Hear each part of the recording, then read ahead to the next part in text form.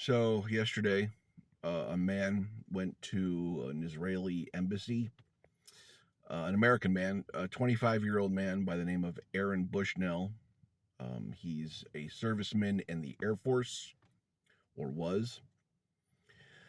Uh, Set himself on fire in protest against the genocide going on in Gaza, and because of his government support, our government, the United States government support of that ongoing genocide.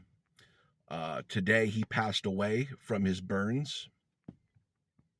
This was recorded. You can go online anywhere and see it, see the pictures, see the video. He was very matter of fact walking up in the video. Talked about how he doesn't want to be complicit, and this is an act of protest, and that's the point of this whole video. We need to remember that this is an act of protest. We're gonna see the media, the major media outlets, turn this into a mental health issue, because there are valid mental health issues to be said about the military. It's not going to be invalid.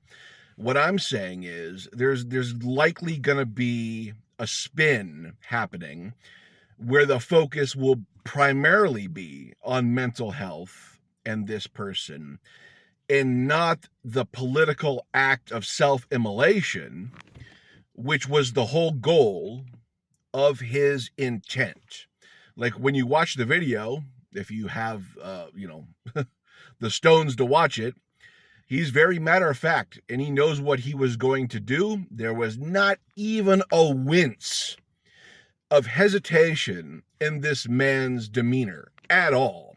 He walked up to that embassy, said what he needed to say, threw a bunch of lighter fluid on him, put his hat on, and lit himself on fire, screaming "Free Palestine" until he couldn't anymore. This was very deliberate. Like I said, he did not think twice. This was gonna happen. Man, it's kind of stunning when I reflect on that video. How matter of fact, how he didn't waver at all.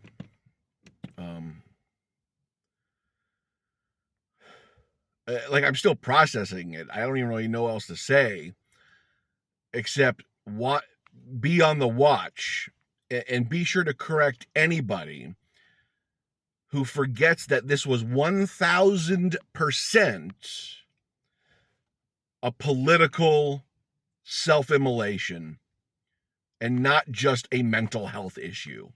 Okay?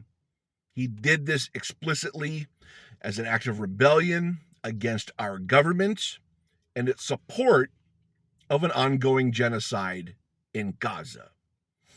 This was a political act. Mental health can play in this.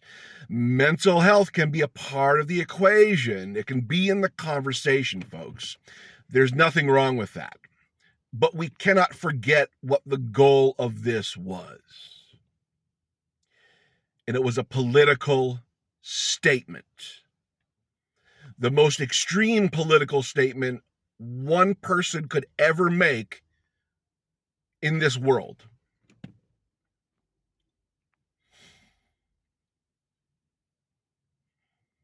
And I'm still processing how I feel about it. It just happened yesterday, and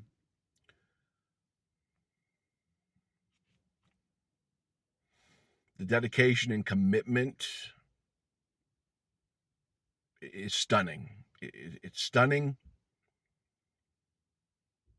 It's just hard to get inside that mindset, even as somebody who is in the Free Palestine movement. Like, I'm on that side of the equation, like with him. I can't imagine doing that. So I'm trying to gauge the commitment this guy had to getting his political message across. It was so strong that he gave his life for it. So I mean, it's just something I don't know how to. As someone who likes to logically process things and and reason with things, this one's difficult. But be very clear what this was, not what it's going to be made out to be. Because major media outlets don't want you to focus on the political messaging. They're going to want to make this a mental health situation, which once again, I'm not against. The military, God knows, we lose like 23 veterans to suicide every day in America. A day. That's basically one an hour.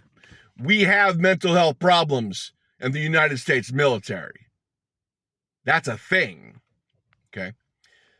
But we have to understand that the military industrial complex has a message. They have a side, and they're on the side of war.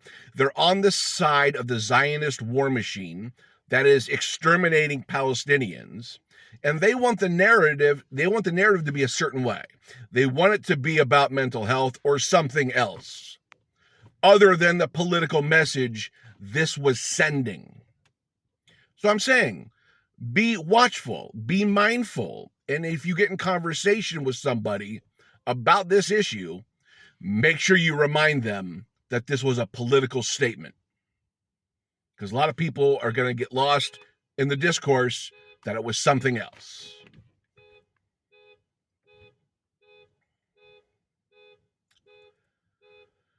Anywho, let me know what your thoughts are down in the comments. It's a gruesome situation. I know it's rough to talk about it, but it's worth mentioning, and it's worth having a dialogue about. So I hope you're doing well and you're having a lovely day.